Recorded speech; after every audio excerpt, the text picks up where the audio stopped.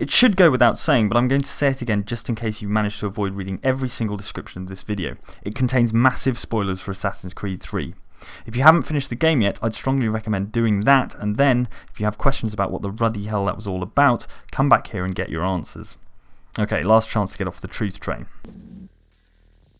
Yes. Come. That's the voice of Juno, who first appeared in Assassin's Creed Brotherhood as Desmond worked his way to the vault at the end of the game. She's not a massive fan of humanity in general, and is grumpy that the first civilization bloodline was mixed with that of humans. It was that interbreeding that allowed humans to develop immunity to the controlling influence of the Pieces of Eden and escape in the first place. It's also the reason there was a war, which potentially distracted the first civilization from its work avoiding the first catastrophe long enough that it couldn't be prevented. Just keep this in mind, she's a big fan of humans being enslaved.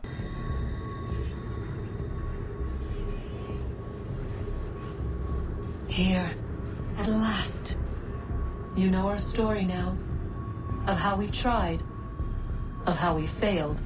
All our hopes extinguished. Those are the 6 methods the first civilization were developing to avoid the catastrophe that all but wiped them out. You'll have heard about them as you explored the Grand Temple in Assassin's Creed 3. Save one. Your touch. A spark. A spark to save the world. Wait! Do not touch the pedestal. Minerva?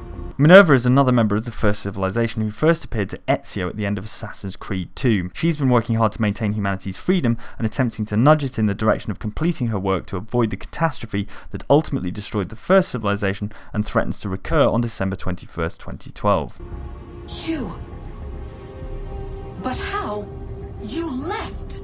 You destroyed the device! Did you think there was only one? What the hell is going on here? You must not free her. Free her? Juno dwells within these walls, awaiting release. I will explain. So, unlike the appearances of the other members of the first civilization over the course of the series, which are sort of intelligent holographic recordings, Juno is alive and fully uploaded into the first civilization technology in the Grand Temple. This is because although she betrayed Minerva and Jupiter and was killed, she had completed the transcendence procedure that was being researched by the first civilization as a way to survive the catastrophe. While we worked to save the world, she sought instead to conquer it. Conquer sounds pretty damning, but it's worth pointing out that while Juno seems to dislike humans, what she's essentially after is a return to what she sees as the status quo. Members of the first civilization ruling over a docile race of human workers.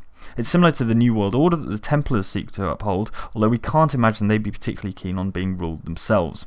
She used our machines to set her plans in motion.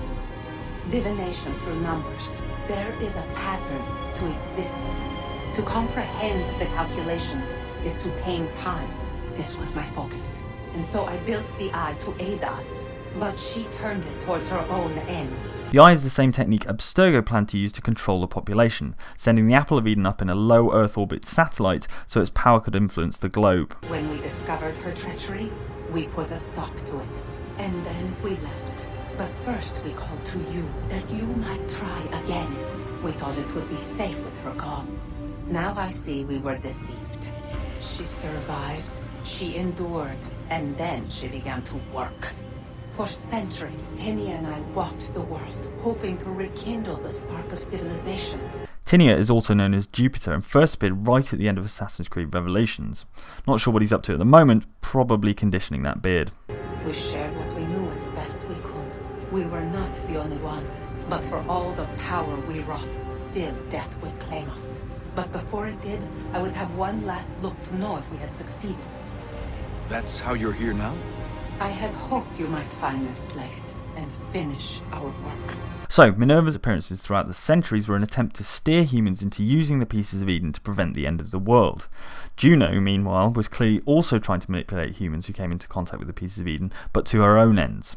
But it is too late. You and the Templars have squabbled over our refuse. You have wasted centuries, and so you have lost your chance. You cannot hope to stop the end now, Desmond. Only to survive. She's lying! Only touch the pedestal and the world will be saved. Better the world burn than she be loosed upon it. Is that so? Show him then. But he will not understand. It is complicated. It is... Show me.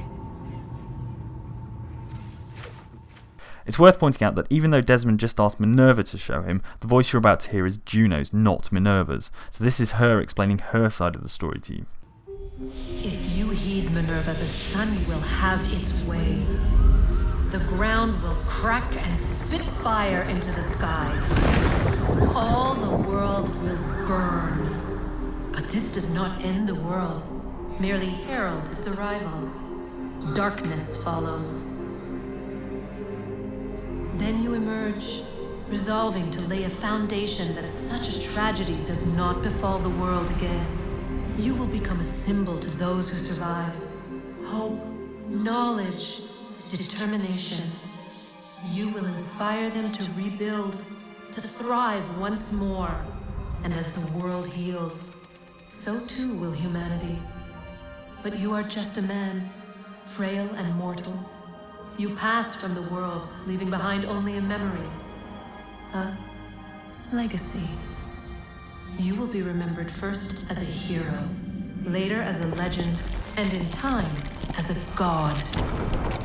It is the cruelest fate, to have written words that meant well, and see them made wicked and unwise. What was meant to encourage life, used instead to justify taking it. And so now you see that what was shall be again. So tell me, how is this better?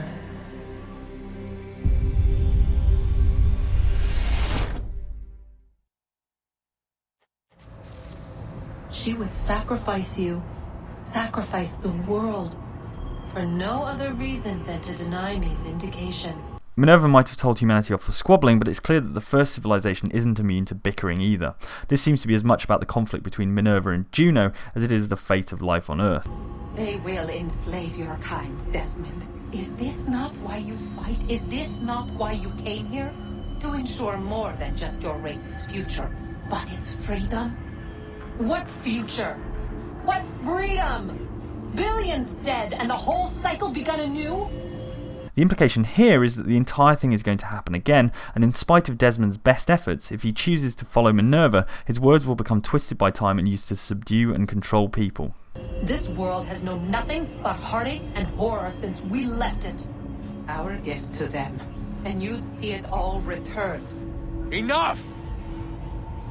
You must not do this. Whatever Juno's planning, however terrible it might seem today, we'll find a way to stop it. But the alternative, what you want, there's no hope there. If you free her, you'll be destroyed. It will happen in an instant. There will be no pain. Just a thought, when is this stuff ever not painful? Anyway, the reason they need Desmond is he is the convergence of several remaining strands of First Civilization DNA, and thus the most likely to be able to activate the technology. It's this First Civilization DNA that offers the assassins special abilities, like eagle vision and resistance to control from the Pieces of Eden. You mustn't. It's done, Minerva. The decision's made.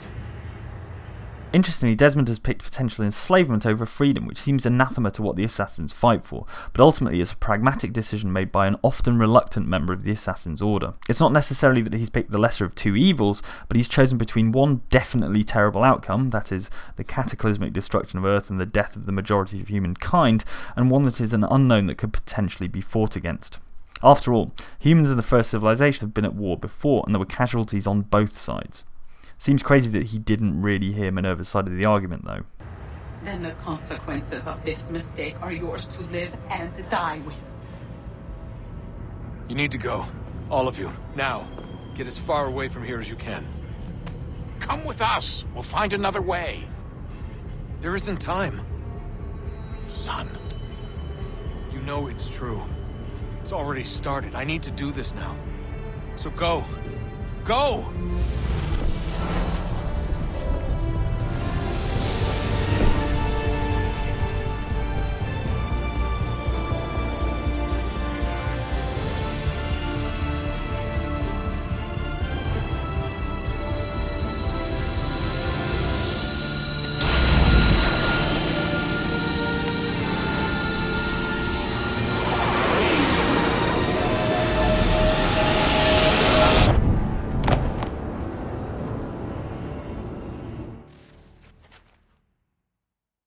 The implication here is that Desmond has offered his spark based on his special DNA and in the process killed himself.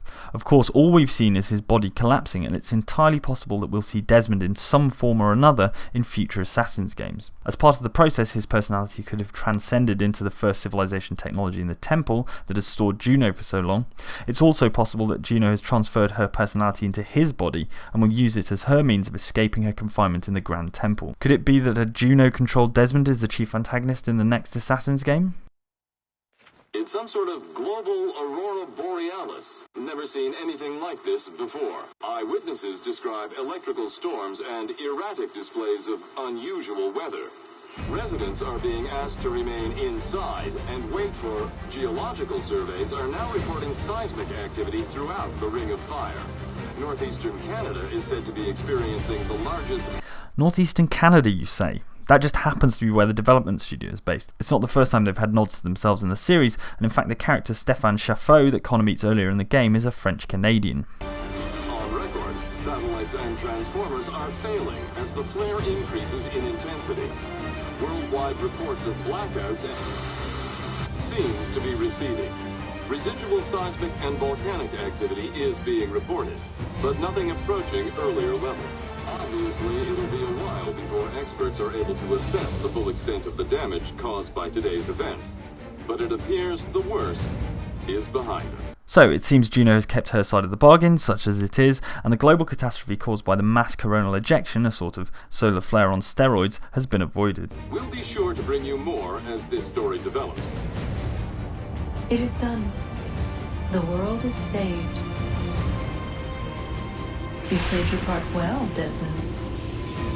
But now it's time that I played mine. But that doesn't sound like the tone of someone who has humanity's best interests at heart, does it? Humans have enjoyed being top dogs on planet Earth for thousands of years, but the first civilization was clearly far more advanced, having created humans in the first place, so you have to fancy them in a fight. Plus, Juno has that major chip on her shoulder about the original betrayal as well. It seems likely that the present day element of any forthcoming Assassin's Creed games will centre around building a new Assassin's Order to fight Juno's control over the general population, who aren't resistant to the pieces of Eden. Suddenly the Templars are going to look like a bunch of pussycats, and in fact the two opposing groups might find themselves in an uneasy alliance in future games.